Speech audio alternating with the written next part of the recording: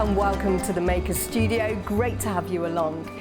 We have an amazing show for you today, including our very special guest, Jenny Haynes. Originally from Sweden, Jenny creates bespoke quilts influenced by her Scandinavian roots.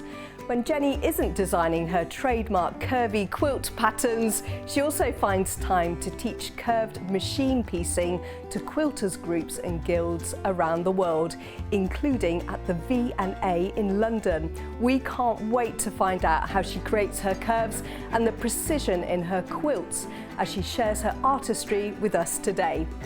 Also joining us today at the discussion table is author and expert quilter Linda Seward. Linda has written no less than 13 books about quilting, including the complete book of patchwork quilting and applique. And also joining Linda at the table is our regular contributor Jayne Brogan. Jayne is a Janome sewing machine technical expert and educator.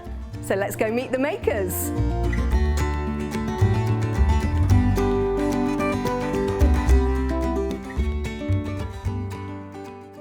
We're at our highly decorative discussion table. Let's meet the experts and our designers today. Jayne, Linda and Jenny, welcome all. It's great to see you looking very bright and colourful. Thank you. How are you all doing? You okay? Oh, we are very happy to be here. Thank you. Excellent. Jenny, what are you going to be demonstrating today? Well, you might have guessed it has something to do with curves. So I'm going to show you how to sew the no-pin curves the way I like to do it. And then I'm going to show you some bits of how you can play with those functions to do with the curves. Sounds perfect. Let's step over to the sewing machine.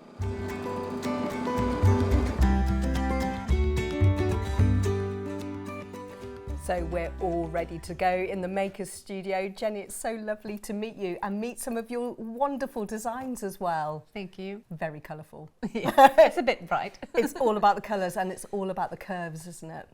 Yeah, there's a lot of curves in my work. Okay, so we're all set up. We've got some beautifully bright colours here. Tell us about your toolkit. Yeah, so I sew a lot with curves. I would say only with curves. And the things I use is obviously the cutting mat and a rotary cutter. But I also developed templates that are made just the way I want them, and I can tell you a bit more about that later, but they just really help me with precision, which is one of my things. Excellent. So what are you going to be demonstrating for us now? So I'm going to sew a curved block, and I picked a couple of different sizes, and I'm using no pins. So for me, that works really well in combination with the templates because you trim the block up at the end, so it gives you a bit of margin for error and you don't have to overly pin it, which I love. So I just want to show you how it works. Brilliant. How do most quilters feel about curves? Because I imagine, you know, for a lot of people, sewing in a straight line is their sort of comfort zone. Yeah, whilst that puts me to sleep. Yeah. So this keeps you awake. I did this did the curves. No, it's actually kind of the same thing. As you figure out what you're doing with your hands, you're just sewing straight and the hands are doing all the work. So like anything, it takes a little bit of practice, but I would like to say if you do it this way, it makes it a lot easier. Right, well I'm really excited to see you work then. It's all about the hands. Yep. Yeah, okay. Yep. Thank you. So I am going to be sewing 3 curves in here. I'm going to be sewing without pins. So there's a couple of things I do and things I love about this machine. I'm using an HP foot, an HP plate, a high precision foot and plate, and it's got a narrower foot on there, which has got a 1/4 inch seam allowance, which I really like. It helps doing curves, especially if you do the smaller curves. We'll have a look a little bit at later on. But it's just one of my favourite bits with this machine because it gives you the precision and it gives you the room to move around. The other thing I do when I sew curves, because I'm going to trim these blocks down, I sew with a shorter stitch length. So I find that if I do a 1.8, then when I trim the blocks down, they don't start splitting in the seams. So it gives me that extra strength to keep the block together. It's also really useful when you sew the small curves because you can work your way on round with little steps rather than big huge steps. It gives you a bit more control.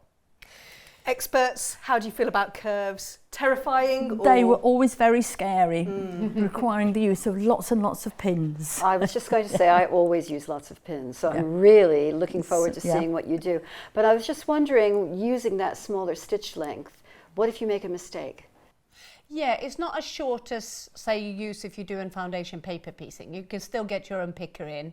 And often where you want to correct it might be where you meet seams. So that's another thing that I'm using, that I'm demonstrating a lot in my workshops, how to correct seams, because I like precision.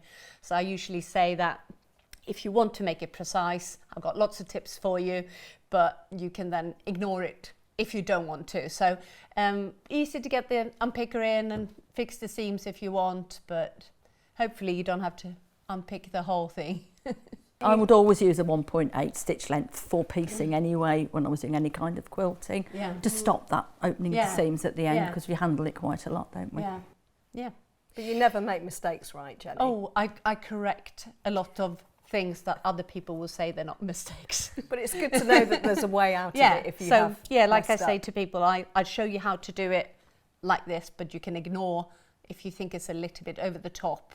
I'd rather put more technique in, more tips in, and then people remember about half of it anyways. So they can then pick and choose the ones they like. Well, they can always watch this again and again and again and pick up more and more things as we go along. Yeah.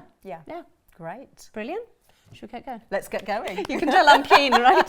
What beautiful colours. I love your colours in your yeah, quilts. so I like them bright. And I found one of the quilts with, hopefully I'll talk a little bit more about later, I found that when they clash a bit, it makes me quite happy. Yeah. So when they're not all in sync, and, you know, you can tell colours, when they're not all in sync, it makes it spark a little bit more, I find. Does that reflect your personality, would you Clashing. say? Clashing. Disturbing. No. I'm not the most subtle and matchy person. I think people will agree with you.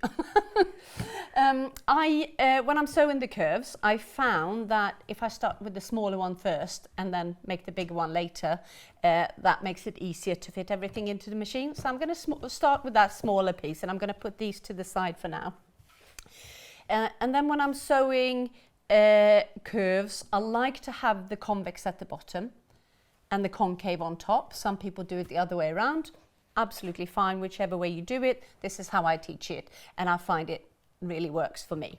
So I place the convex on the bottom with the right side up, and then I place the piece that's going to go next to it on top, right sides together, like that. And then I just match up the top bit and the first 1/4 inch. I don't worry about the curve just yet. So we're just going to get started straight, at a straight angle to the top, because then when you look at the curve, it doesn't get that toppy end, it makes it nice and round all the way around. So I find that really good tip to get used to kind of make your curves really round. Lovely. So I've changed my stitch length, it's on 1.8. I also sew with, needle stop down, so I'm just going to change that.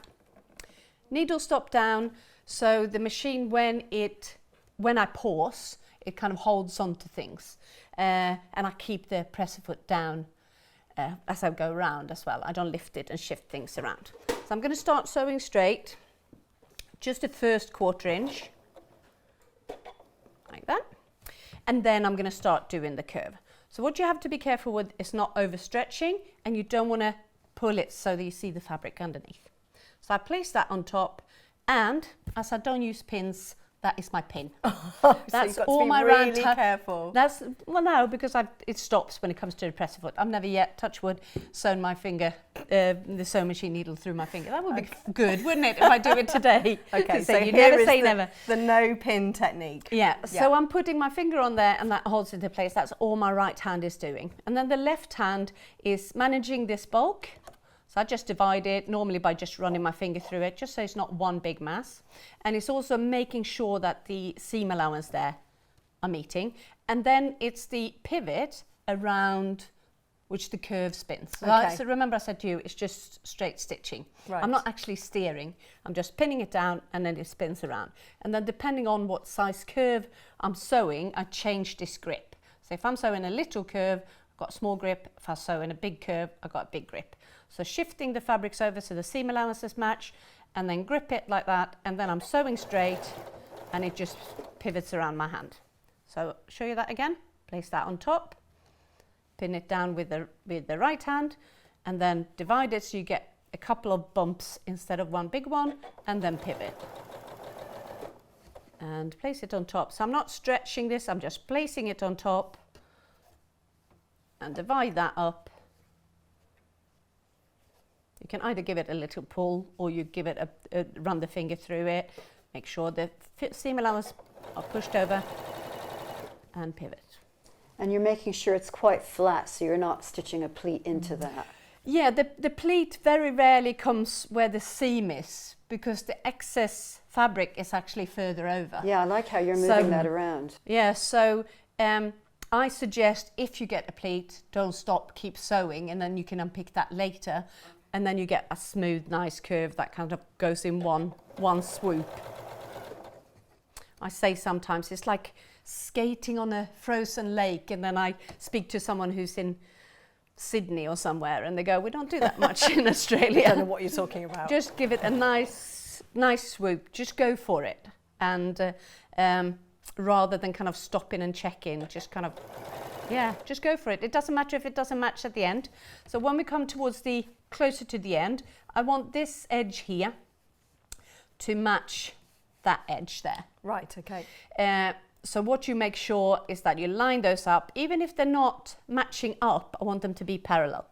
So you can move all that out of the way if you want. So check your seam allowance on the right, make sure they are parallel, even if they don't match up, and then you sew straight off. So if you're a little bit over, a little bit under, doesn't matter because your templates are going to take care of that. The technique changes a little bit, not much, between the sizes. So I wanted to just show you a couple of more sizes just to give you an idea what's different with the big curve compared to a smaller curve. It's really interesting watching you constantly working with the material and manipulating it. Yeah. It's fascinating. It looks wonderful. Yeah, Yeah. thank you. There you go, there's your next piece. Thank you, sister. Glad that I can be scalpel nurse.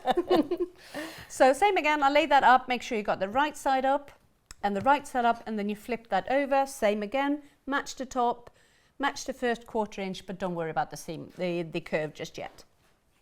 So we are placing that down, so I'm using 1/4 inch, so the edge of the presser foot, and make sure you got the shorter stitch length. So I'm sewing straight to start off with, and then I work around the curve. So what I found is that the bigger the curve, there's probably a math calculation you can do on this that I've got no clue of, but the bigger the curve, the less you can stretch it to go around. So you have to be really careful when you sew in large curves not to pull the top fabric as you go around, because then you'll be over at the end and everything will be skew with.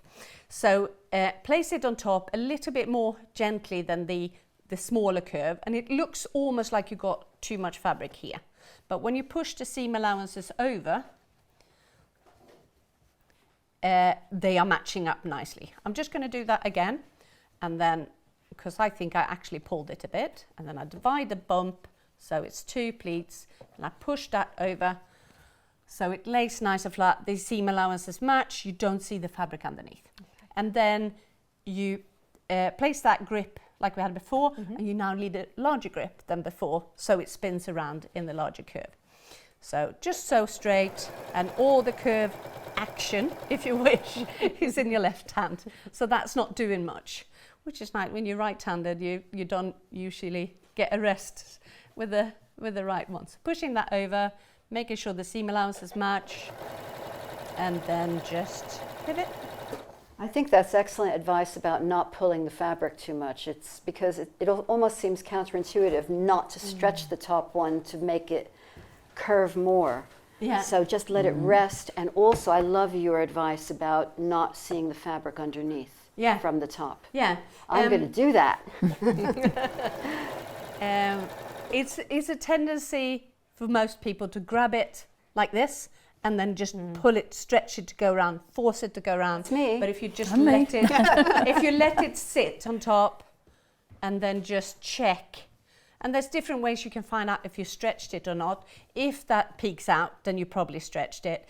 If it's really hard to move the seam allowance over, then you probably stretched it. So just do a little bit more, and you will know when you sew your first curve, if you're a lot over, then you will know that the next one you need to ease in more. So don't be disheartened if the first one doesn't come out perfect. And also, there wouldn't be a point to my templates if you sew the perfect curve with everything matched up. The reason why I have that is so you can sew it without pins. It could be a little bit wonky, and you'll see later how neat it looks when it's trimmed up. So you're using your own judgment all the way through this process. Yeah, and then I tweak it as I go. So some fabrics will be a little bit looser, and I need to be extra careful not to stretch it. So if you're using like a linen or a shot cotton, you have to be extra careful because they stretch more. But with something like that, this like a solid, you can be a little bit more heavy-handed. So when we come to the end here, you want to do the same again. You want to make sure this edge and that edge below it are parallel. They don't have to meet up because we've got the trimming template, but we want them to be parallel so that we get that nice curve at the end. So make sure the seam allowance on the end match and these two are parallel, and then we're just sewing straight off the end there. That makes so much sense because otherwise the outer curve would be off. Yeah, that's great. And it's really easy to line it up when you start because that's where you place them on. But when you come to the end, you just have to remember not to rush off. Yeah, we always try and force it to finish where we think it should, don't we? Yeah. You pleased with that? Yeah, looks pretty good. Should we put the biggest curve on as well? Go on then. And then I can show you afterwards how I press it and trim it so you can see the finished block. So with the larger one, because it is really long and skinny and a big curve, it's really easy to stretch it.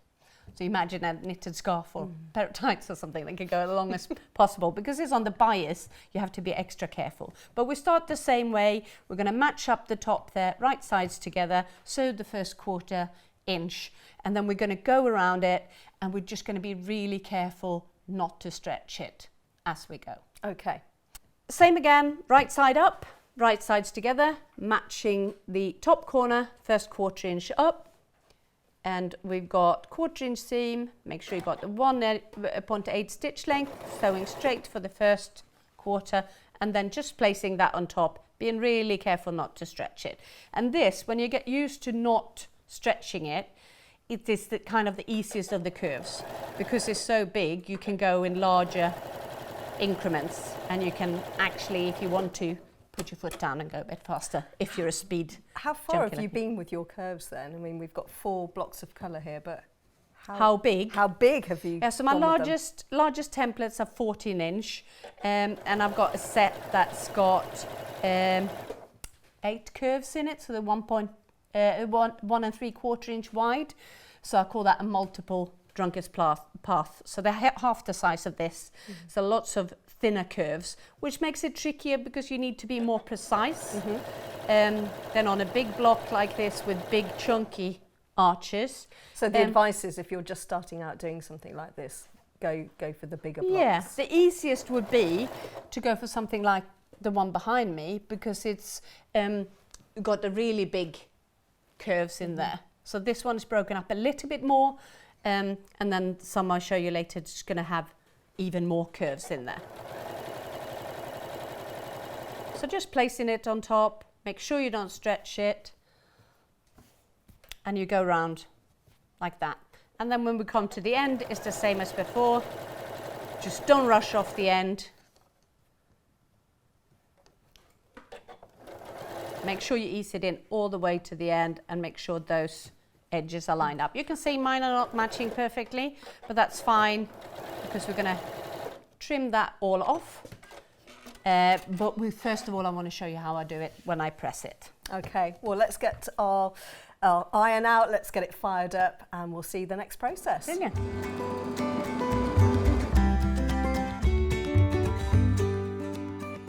And so we move now to our pressing and cutting section of the demonstration with Jenny. So iron is ready. Yeah, so make sure you sew all the curves first before you press, because it's quite easy to, I was telling you these bits are on the bias, so it's quite easy to stretch them if you press one seam and then sew the next one. So wait until you've sewn all your curves. Don't worry, as I said, if you're a little bit over, we're going to take care of that with the trimming.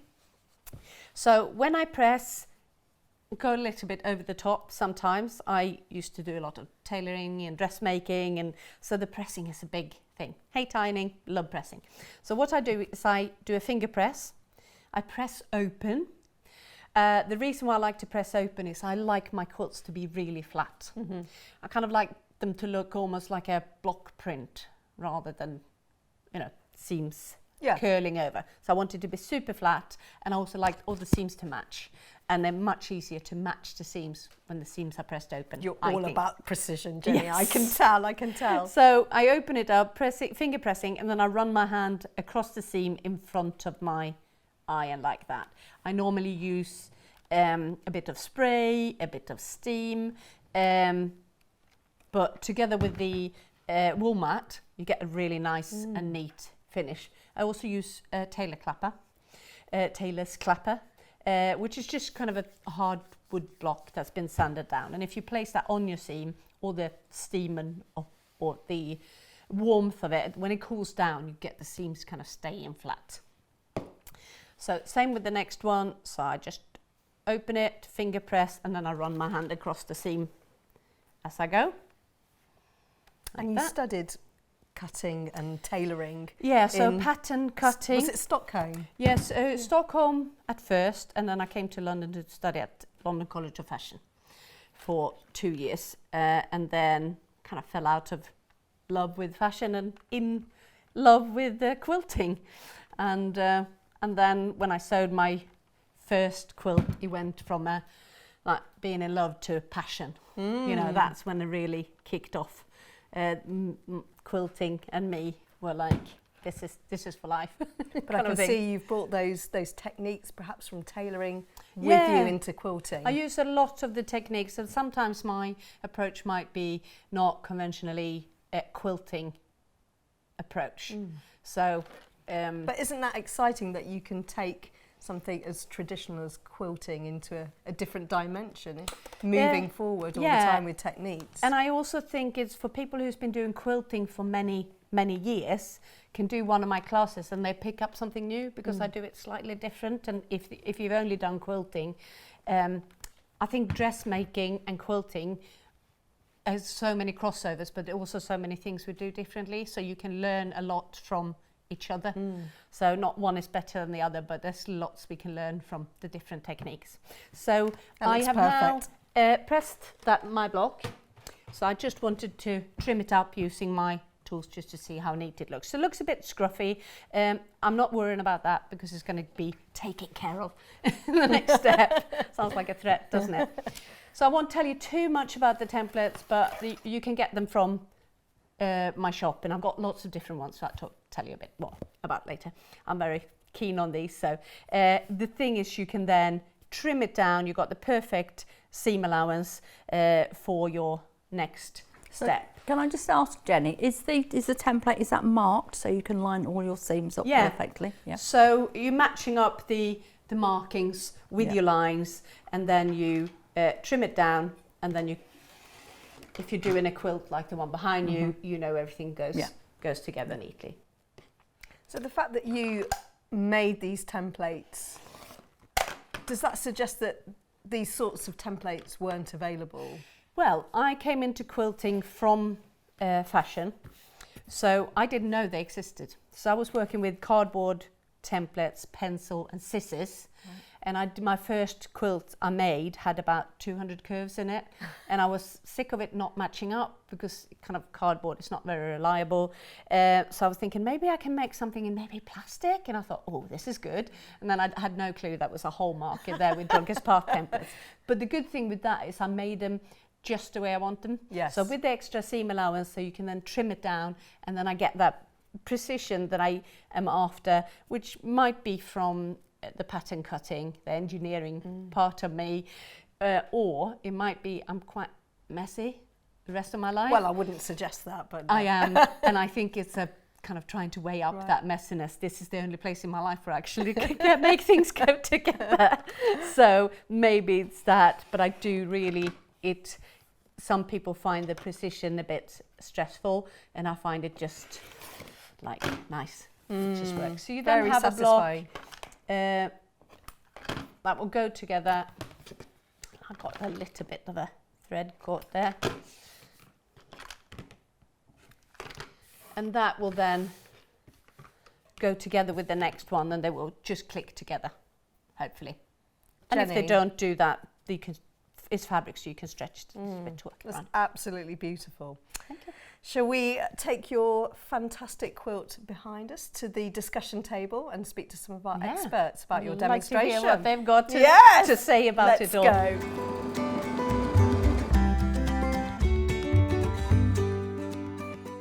We're now back around the discussion table here in the Makers Studio, and I want to talk to our experts about Jenny's demonstration. Linda, what did you think? Well, I mean, as Jenny said, as a long-time quilter, you can always learn something, and I absolutely learned something today. From not stretching that top fabric to pressing the seams open. And I had a really good look at your block, and it's fantastic. And when I go home tonight, I'm going to try just that. Oh, great. So you're very inspired today by the sounds of things. I'm absolutely inspired. Thank you so much. Oh, thank you. That's very kind. And what about you, Jayne? It's a great way of doing this, and again, it's like Linda said, we're of a sort of an age where we press seams to the dark side. That was the normal, so it's quite revealing now, thinking, well, maybe we need to press them open, they will fit better, so yeah. And also, because it's the same fabric, it's not going to really show to the right side, so it makes a lot of sense.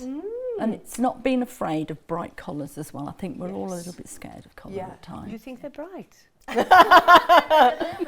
Where are my sunglasses? They're so bright.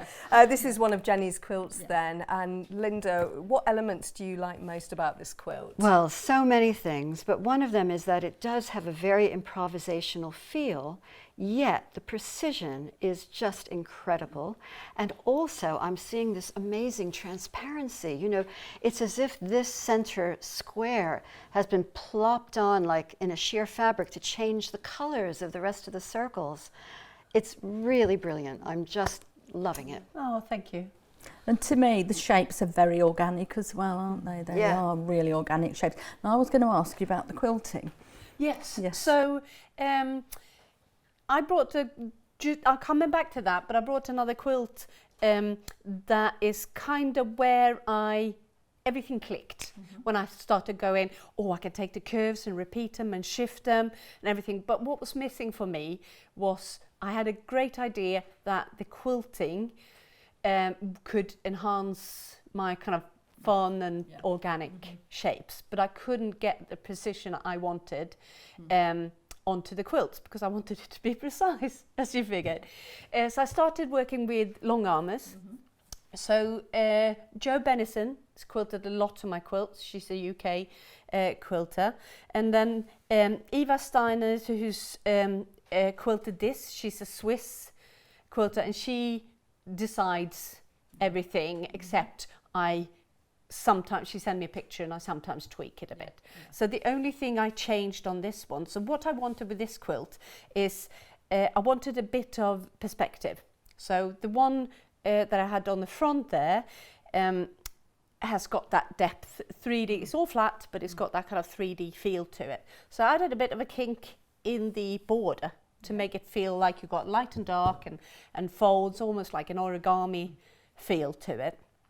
So when we come to the quilting design, I just explained to her that the lines that go through here, they needed to do a little bit of a kink there as well to accentuate that fold. So I'm very much into that almost architectural look and perspective and that. But it's brilliant because what she's done, she's taken the quilting pattern in this larger curve, that's 14, and she repeated that here, but she squished it, so it's 7 times 14, so it gives it extra skewed. It's movement as well, isn't it? It makes it move. And then that's repeating that, but smaller, so you really get that that shift in it, which I really like. I love how the perfect circles get squished into these little oval eggs.